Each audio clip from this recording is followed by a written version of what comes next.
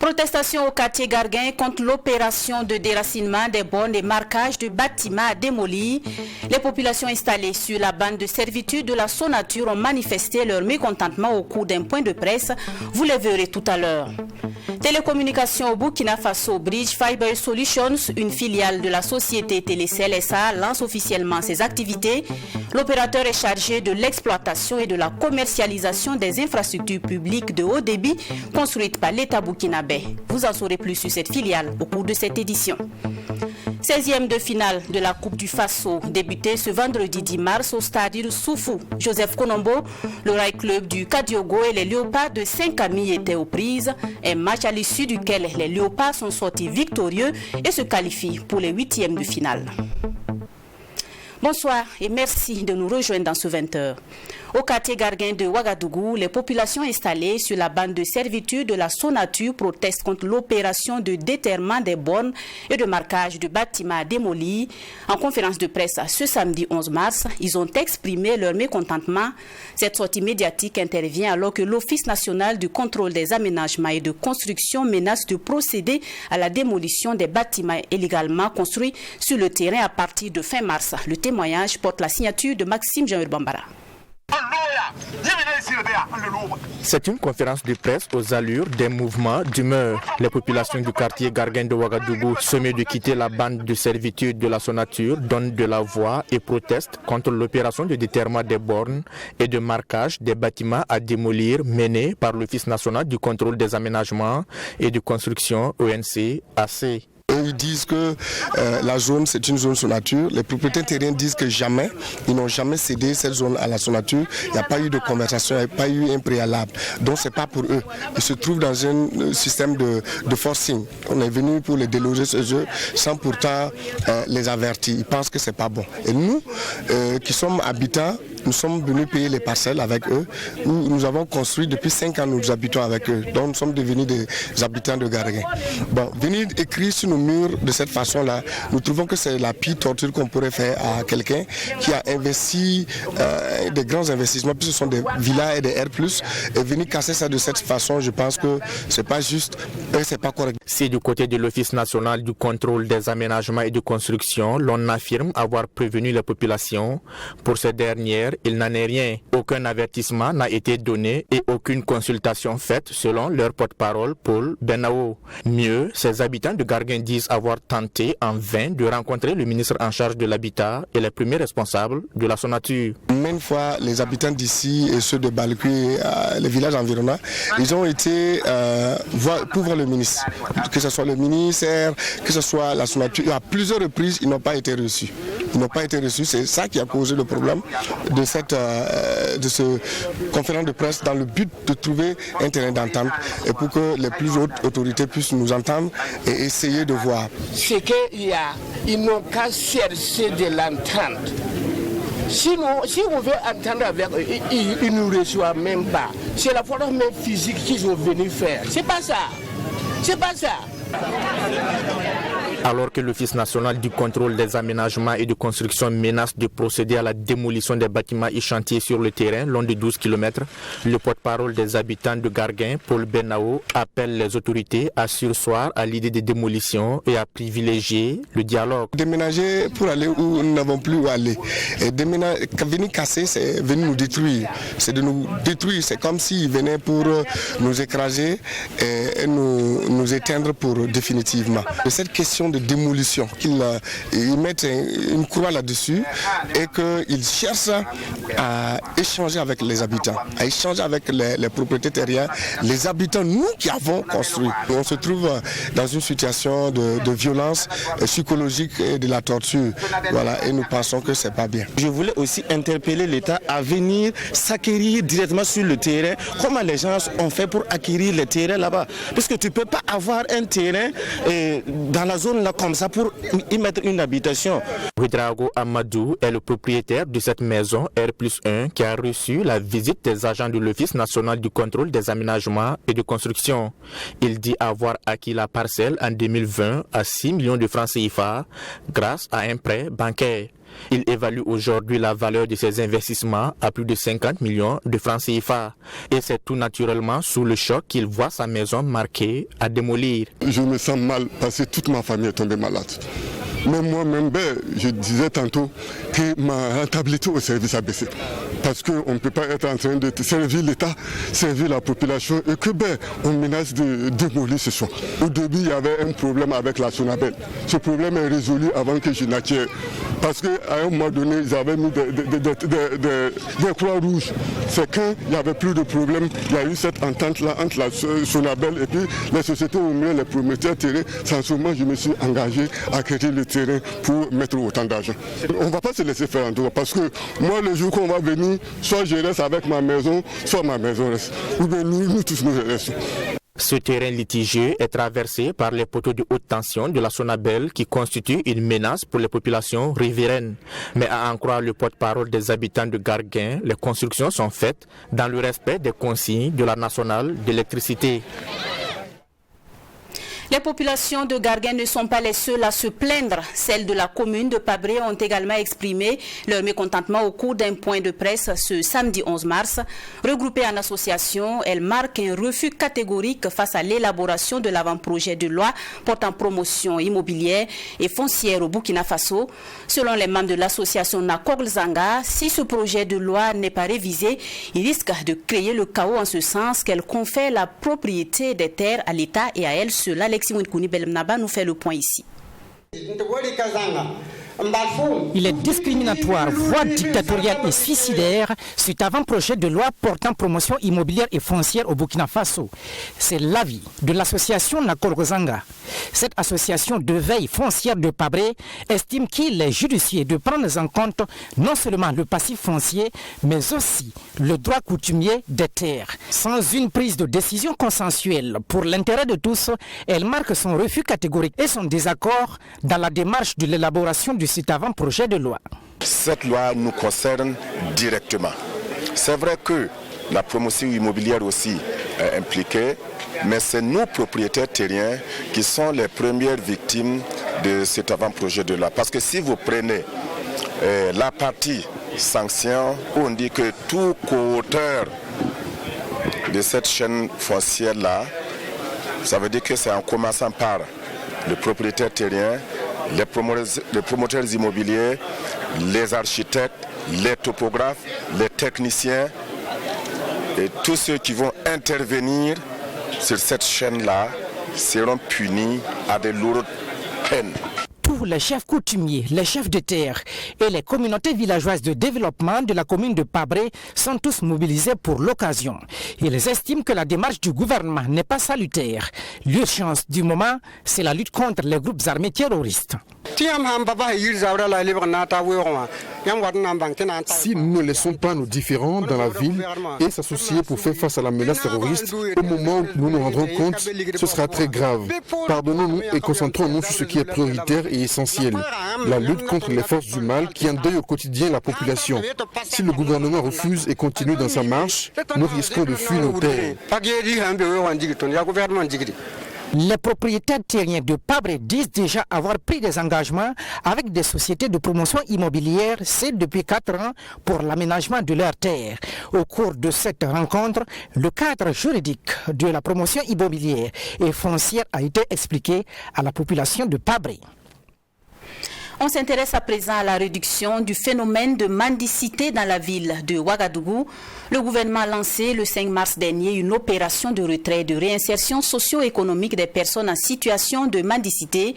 L'ambition est de retirer de la rue 500 personnes d'ici la fin de l'année 2023. Quel est l'avis de la population sur la question et que pense-t-elle du phénomène de mendicité grandissant dans la capitale burkinabé? Les réactions de quelques citoyens dans ce reportage que nous propose Fatima Tanikema.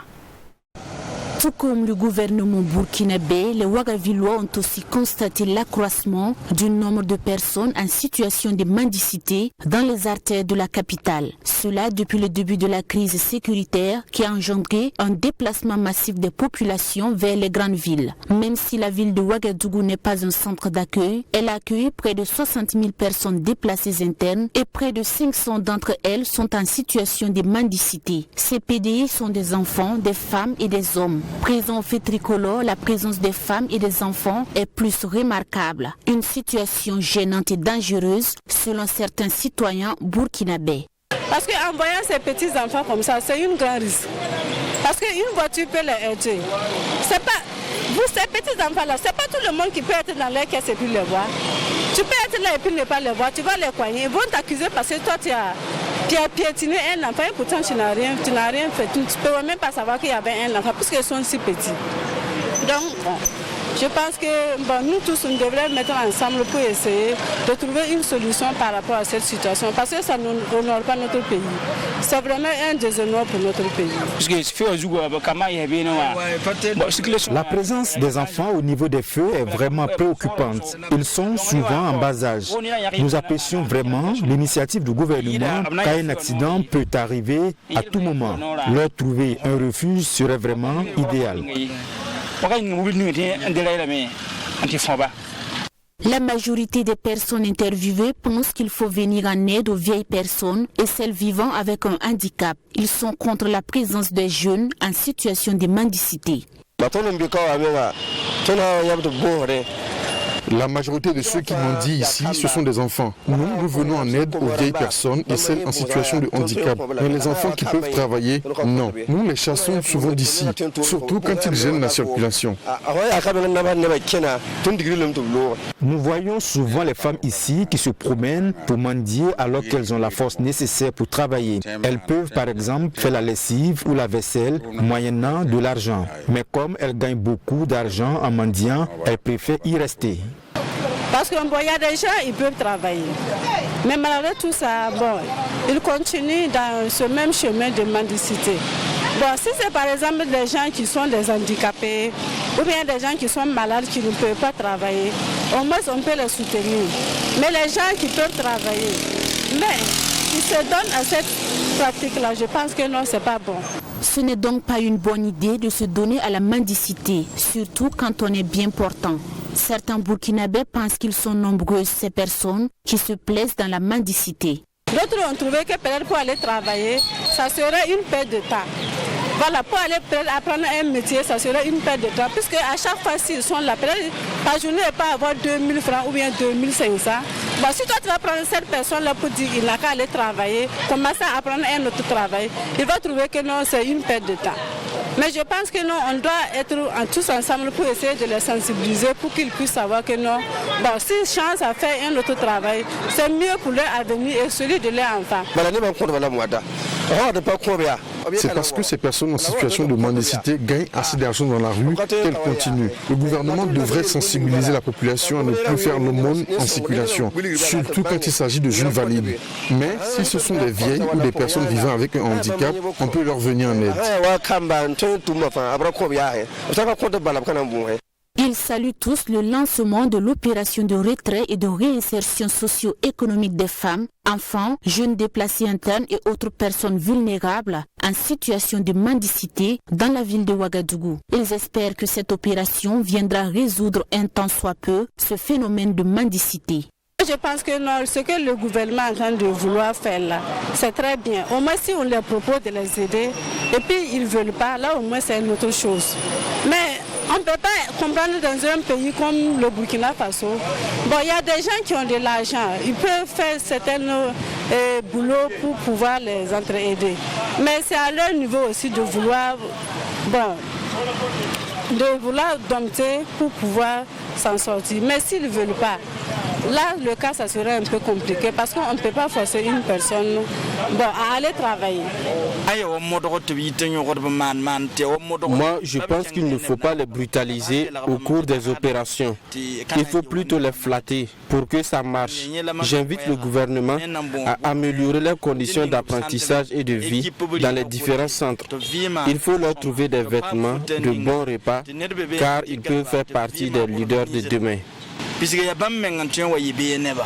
Les personnes qui refuseront la main tendue du gouvernement pour sortir de la rue devront être sanctionnées, a laissé entendre Paul Thiam-Touré. Selon ce dernier, l'État doit s'affirmer et réprimander s'il le faut. Bridge Fiber Solutions a lancé ce 10 mars 2023 ses activités commerciales. L'entreprise a à sa charge la gestion du backbone national des télécommunications.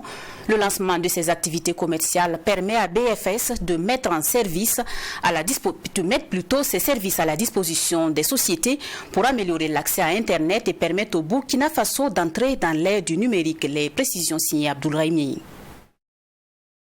En vue d'accélérer le développement social et économique à travers la transformation digitale et améliorer l'accès à Internet, l'État burkinabé a réalisé en 2021 un backbone national des télécommunications doté de 3000 km de fibres optiques.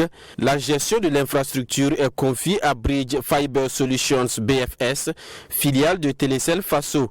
À travers ce lancement officiel de ses activités commerciales, BFS va désormais mettre ses services à la disposition des opérateurs. Les activités de BFS devront permettre d'accroître la pénétration d'Internet au Burkina Faso, explique Boris Compaoré, directeur général de BFS. C'est un investissement très important qui a été fait par l'État pour justement poser ces infrastructures sur le territoire. Ça fait qu'aujourd'hui, cet investissement ne sera plus en fait à refaire par ces fournisseurs. Ces fournisseurs pourront directement venir vers BFS qui va en fait les offrir le service à des coûts très compétitifs et aussi qui va s'occuper de la partie maintenant. C'est-à-dire qu'ils n'auront plus aussi à dépenser. Quand il y aura maintenant des problèmes dans une localité, ce n'est pas eux qui vont aller réparer, c'est BFS qui va aller le faire.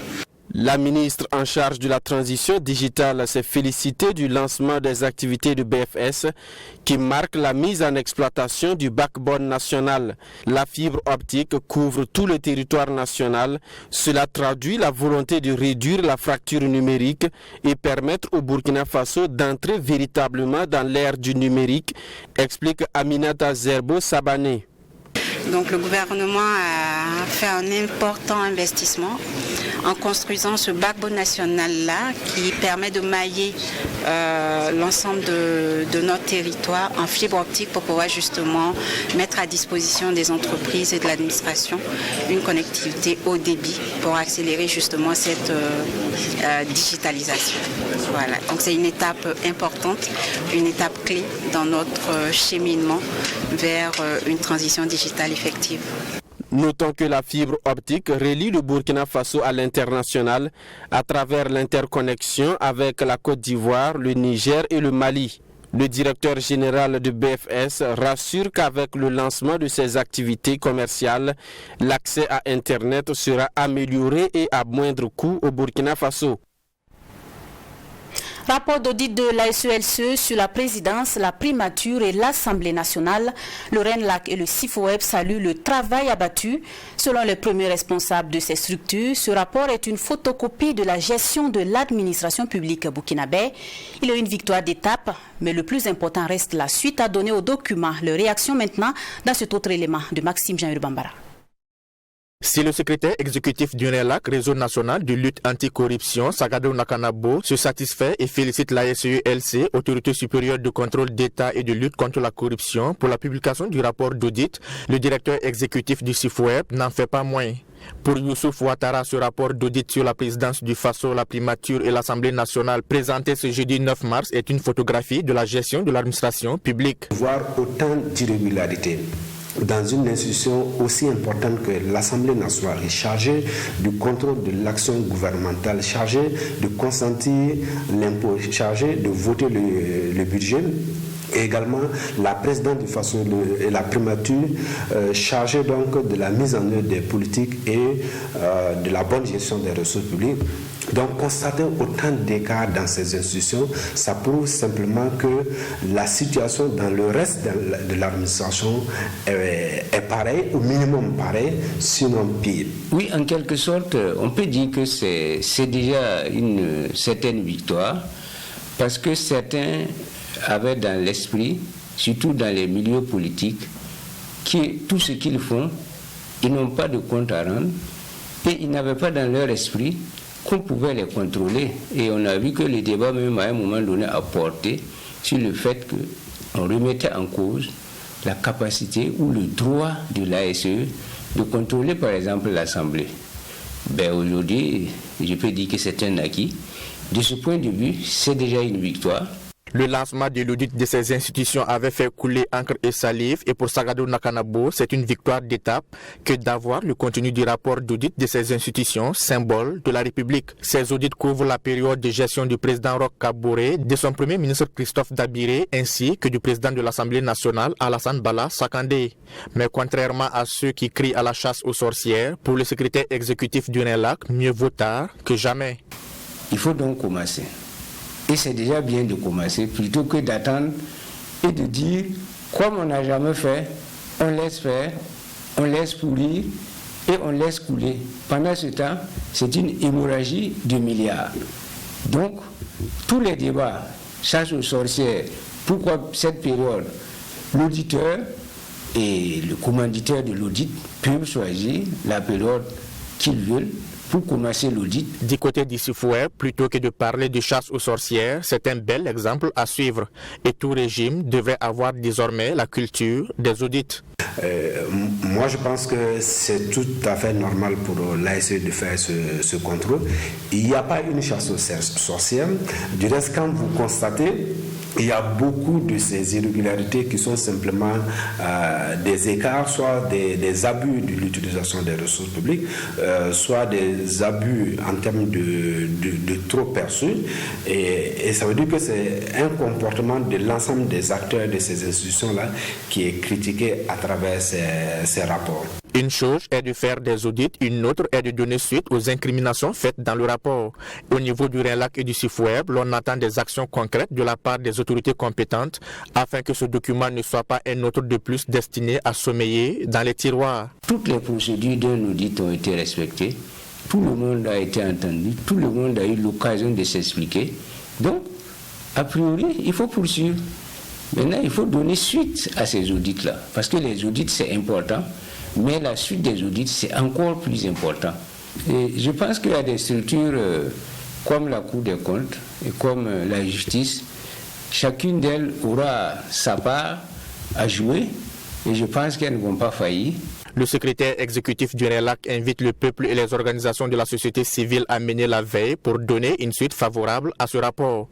En rappel, les irrégularités révélées sont respectivement de plus de 695 millions de francs CFA pour la présidence du Faso, plus d'1 milliard pour la primature et 13 milliards de francs CFA pour l'Assemblée nationale en termes de préjudice financier. Direction Tenkodogo dans le centre-est où la LONABE a fait un heureux gagnant. Mahamarisha Ouedraogo, inspecteur de l'enseignement primaire, a gagné plus de 72 millions de francs CFA au Pari Mutuel Urbain Burkinabé. L'heureux gagnant a reçu son chèque signé ce vendredi 10 mars à l'agence LONABE de Tenkodogo. Les images de Mamidriana Kamabou. C'est un inspecteur de l'enseignement primaire qui a gagné un super gros lot d'une valeur de 72 936 500 francs CFA. Tout ceci grâce à sa mise de 6 300 au 4+1 du Pari Mutuel Urbain Burkinabé, PMUB, effectué le 31 janvier dernier. Le regagnant absent à la cérémonie de remise de chèques pour des raisons de santé s'est fait représenter par son frère Adama Ouedraogo. Tous ceux qui ont gagné à la LONABE, que Dieu les bénisse. Tous ceux qui n'ont pas gagné, qu'ils continuent de tenter leur chance. Je suis le représentant du récipiendaire, certes, mais avec lui, nous mettrons cet argent au profit des projets bénéfiques pour la population de la ville de Tenkodogo et de la population burkinabé tout entière. Le directeur du pôle exploitation de la Lonabé, Léandre Kanikei, a, au nom du directeur général, félicité le gagnant du jour et lui a conseillé de faire bon usage de la somme reçue. Il faut d'abord signaler que les lots, c'est aux gagnants. On n'impose pas une structure aux gagnants, mais on les oriente vers des structures spécialisées qui puissent les accompagner dans l'utilisation des différents fonds. Vous savez, tous les jours nous faisons de gros gagnants. Ils sont nombreux. Nous ne publions généralement ou nous ne médiatisons généralement que les lots d'une certaine importance, 40, 50. Donc il y a beaucoup de gagnants. Donc on les oriente généralement vers des structures spécialisées pour pouvoir les accompagner. Ce qui n'est pas en fait le rôle de la Lonabé, de les accompagner directement, dont on les oriente vers d'autres structures. La loterie nationale burkinabé, selon le directeur du pôle exploitation de la Lonabé, fait des millionnaires et contribue ainsi au développement individuel de chacun et celui du Burkina Faso de façon générale. Il a par ailleurs invité les clients à continuer à faire confiance à la Lonabé. De la littérature dans cette édition. Un écrivain burkinabé rend hommage à un penseur contemporain de l'islam dans un ouvrage, Ahmed Simozrag, puisque c'est de lui qu'il s'agit, est un ancien disciple algérien qui, selon l'auteur, a impacté positivement la connaissance et la pratique de l'islam au Burkina Faso. Mahamoudou Oubda, à travers cet ouvrage, veut non seulement lui rendre un hommage, mais aussi restituer une vérité historique. On reste avec Mamidriana Kamabou. C'est un ouvrage qui raconte l'histoire d'un penseur contemporain de l'islam, Ahmed Simozrag. Accusé d'appartenir à un mouvement qui prône la violence et le terrorisme sur le territoire français, il est interpellé et interné, puis expulsé en août 1994 à Ouagadougou. L'Algérien Ahmed Simozrag a vécu pendant 22 ans en résidence surveillée à Ouagadougou. Cet essai littéraire est donc destiné, selon son auteur, Mahamoudou Oubda, à restituer une vérité historique. C'est aussi un moyen, selon l'auteur, de rendre hommage au personnage. Il a impacté beaucoup la pratique et la connaissance de l'islam dans le milieu francophone au Burkina Faso. Donc l'histoire du Burkina Faso étant faite de l'histoire de toutes les composantes, donc c'est pourquoi j'ai voulu rendre compte de ce personnage historique afin que finalement ça contribue à une écriture de l'histoire générale du Burkina comme les autorités le souhaitent ardemment. Le personnage qui est Ahmed Simozrag a écrit 21 livres sur les divers thèmes. La théologie, le dialogue interreligieux et les questions politiques sont entre autres les thèmes abordés par le personnage dans ses différents ouvrages. Les questions contemporaines telles que le terrorisme, le judaïsme sont également évoquées dans ses livres. Dans ses ouvrages, le personnage expose sa vision sur le terrorisme et propose des solutions qui peuvent être explorées pour lutter contre le terrorisme. En un mot, Simozrag dit que le terrorisme c'est de l'anti-islam. Pour lui, c'est en fait un complot pour ternir l'image de l'islam. Et que comme solution, il propose une solution en 3D. Dialogue, démocratie, développement. Donc c'est pour cela je pense que sa compréhension de la religion musulmane, et puis c'est un érudit, c'est un hafiz du Coran et il connaît aussi bien la civilisation occidentale. Donc l'un dans l'autre, je pense que ces positions peuvent aider à trouver une solution aux crises qui nous assaillent. Ancien disciple d'Ahmed Simozrag, l'auteur de cette œuvre littéraire a pris environ 4 ans pour rédiger ce livre. Pour lui, le livre est déjà disponible dans les différentes librairies du Burkina Faso. Sport football à présent, les 16e de finale de la Coupe du Faso 2023 ont débuté ce vendredi. La grosse affiche de ce jour opposait le Real du Faso à l'USFA, deux clubs de Ligue 1. Comme il fallait s'y attendre, on a assisté à un match très tendu et très serré. L'USFA s'est qualifié au final à l'issue des tirs au but pour les 8e de finale. Après un score d'un but partout, le Real du Faso éliminé va se contenter d'assurer son maintien à l'élite pour sauver sa saison. Les temps forts de la compétition résumés ici par Assami Touré. Cette rencontre est allée à l'heure dès l'entame. Les deux équipes entrent très vite dans le match et à la 5e minute, Salif Convolbo sonne déjà l'alerte sur cette frappe. Ben Idriss Traoré d'une claquette écarte le danger. La réaction des militaires intervient 20 minutes plus tard sur également une frappe de Fabel Josué. Avant la pause, Newton Adebayor du Real sur ce coup franc enroulé passe à côté de l'ouverture de la marque. Dans la foulée, Adama Barrow, dit double poumon de l'USFA, est expulsé après avoir écopé de 2 cartons jaunes à 1 minute de la pause. L'US Forces Armées réduit à 10, le Real du Faso en profite pour ouvrir la marque grâce à cette frappe en demi-volée de plus de 25 mètres de Abdoulaye Ouattara dans le temps additionnel. À la reprise, l'USFA prend le contrôle du match. À la 58e minute, Fabel Jouzier dépose un ballon sur la tête de Alassane Sawadgo qui remet les deux équipes à parité. Hervé Oussalé, entré au cours du jeu, trouve la barre transversale sur ce coup franc à la 90e minute. Score final, un but partout, et c'est à l'issue des tirs au but que l'USFA se qualifie en réussissant 5 tirs contre 4. Au 0-0, il fallait rester très concentré jusqu'au bout pour parfaire la soirée parce qu'on ne pouvait pas faire un tel match et tomber au tir au but. C'est ce que j'ai dit aux joueurs et ils se sont appliqués et Dieu merci, on a passé ce cap-là, nous sommes très contents. Oui, parce que nous n'avons pas d'autre choix. Vous savez qu'en championnat, nous ne sommes pas aussi très bien lotis que ça. Nous cherchons à glaner des points pour vite progresser dans le tableau. Voilà, et voir si en Coupe du Faso, si on peut faire la même chose. On n'a pas le choix que de jouer les deux tableaux. On n'a pas vraiment le choix.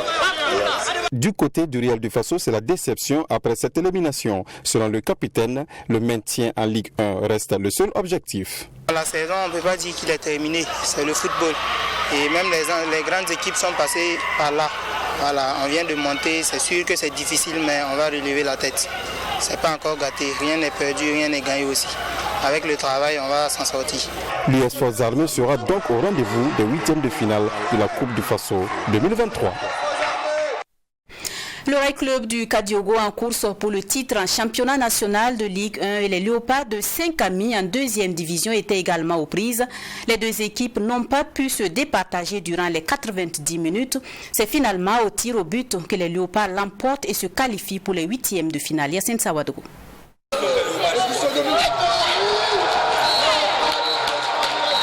Les Léopards donnent les Faucons en 16e de finale de la Coupe du Faso. Aux prises ce vendredi pour un ticket en 8e de finale, les deux équipes, à savoir le Rail Club du Kadiogo et les Léopards de Saint-Camille, ont montré de quoi ils sont capables. Un duel entre clubs de 2-1 en course pour le titre et un autre de la 2-2 qui aura tenu toutes ses promesses. En première partie, on assiste à un match avec peu d'occasions. La seconde va changer de visage. Le RCK va appuyer sur l'accélérateur avec quelques situations de but. Sauf que les cases resteront inviolées. 0-0 au terme de 2 fois 45 minutes. C'est à l'épreuve fatidique des tirs au but que les poulains de Issouf Ouedraogo d'Ilato viennent à bout du Rail Club du Kadiogo par 7 tirs à 5 et s'envolent donc pour les 8e de finale de la Coupe du Faso. Comme j'ai toujours dit aux joueurs, je dis c'est à eux de faire le boulot. Une fois qu'on est là, et la Coupe du Faso, soit on gagne, soit on perd. Donc je les ai demandé de jouer, d'être libre, parce que tout joueur rêve de jouer chez un des matchs. Pour le grand RCK, le champion en titre. Donc c'est un match qui nous fait rêver depuis le tirage. Comme je l'ai toujours dit, par match. Donc on va souhaiter encore tirer une équipe qu'on va gagner. L'aventure des Faucons en Coupe du Faso s'arrête là. Pour son maître à penser, le dieu des foot n'était pas du côté du RCK. Dans un match de coupe, l'équipe qui vient, surtout l'équipe qui est en infériorité, qui est en deuxième division, quand il vient, c'est une finale pour eux. Voilà, nous aussi on a joué, on a créé des occasions. Tir au but, c'est un facteur où c'est la chance qui domine. Hein. Donc on s'est dit que ce soir-là, c'est l'adversaire qui a eu plus de chances que nous. Et Dieu faisant les choses, on n'y peut rien. Voilà, c'est fini, 90 minutes, tir au but, ils ont gagné. Il faut se remettre au travail. En attendant son prochain adversaire pour les huitièmes de finale de la Coupe du Faso, les Léopards de Saint-Camille peuvent savourer cette qualification. Le Rail Club du Kadiogo n'a plus le choix que d'oublier rapidement cette élimination et d'engranger des points les journées à venir en championnat et qui sont en course pour les titres. Voilà, c'est tout pour ce journal. Merci de votre fidélité aux sessions d'information de True TV. Passez un excellent week-end en notre compagnie. Bonsoir.